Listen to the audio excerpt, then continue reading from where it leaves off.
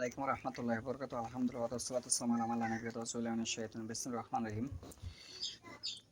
ওয়া ইয়াবতাগি গায়রাল ইসলাম দীনান ফালান ইকবালা মিনহু ওয়া হুয়া ফিল আখিরাতি মিনাল খাসিরিন। আজকের বক্তব্যের বিষয় হলো মুসলিমের শর্ত। একটি মানুষ মুসলিম এ কথা বললে তার যে শর্ত আরোপ, সেই শর্ত সম্পর্কে আমি যে আয়াতটা তেলাওয়াত করেছি সূরা আলে ইমরান 3 নম্বর সূরা 85 নম্বর আয়াত, 9 নম্বর সূরা 17 নম্বর আয়াত। মুসলিম পরিচয় দিলে যে শর্তটি প্রথম থাকতে হবে, 1 নম্বর হচ্ছে শিরিক মুক্ত হতে হবে, তাহলে সে মুসলিম।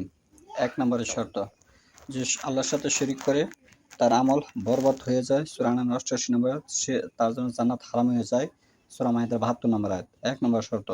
2 নম্বর শর্ত হচ্ছে যে নিজেকে মুসলিম পরিচয় দেয়, সে বেদাত মুক্ত হতে হবে, বেদাত সম্পর্কে তার জানতে হবে।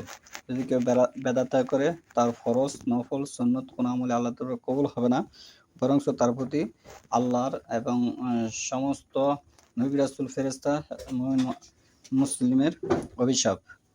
3 নম্বরে হচ্ছে সে জ্ঞান সম্পন্ন ব্যক্তি হতে হবে, সে কোরআন হাদিস সম্পর্কে জ্ঞান সম্পন্ন ব্যক্তি হতে হবে। যেমন আরবি জানা থাকলে হবে না, আবু জাহেল এরও আরবি জানা ছিল, আবু জাহেল একজন আরবির পণ্ডিত ছিল, সে আরবি ভাষা দিয়ে কিন্তু কোনো কাজ হয়নি, আল্লাহ কবুল করেনি। 4 নম্বরে হচ্ছে সে ওহীর অনুসারী হতে হবে, সে ওহীর অনুসরণ করে না, সে শয়তানের অনুসারী, সূরা আরাফের 175 নম্বর আয়াত। সে ওহীর অনুসারী হতে হবে। তাহলে যে এই 4টি কাজে যে উত্তীর্ণ সফলতা আছে, বিদ্যমান আছে, তাহলে সে নিজেকে মুসলিম পরিচয় দিলে ঠিক আছে। 1 নম্বরে শিরিক মুক্ত, 2 নম্বরে বেদাত মুক্ত হতে হবে, 3 নম্বরে জ্ঞান সম্পন্ন হতে হবে, কোরআনী জ্ঞান, কোরআন হাদিসের জ্ঞান থাকতে হবে।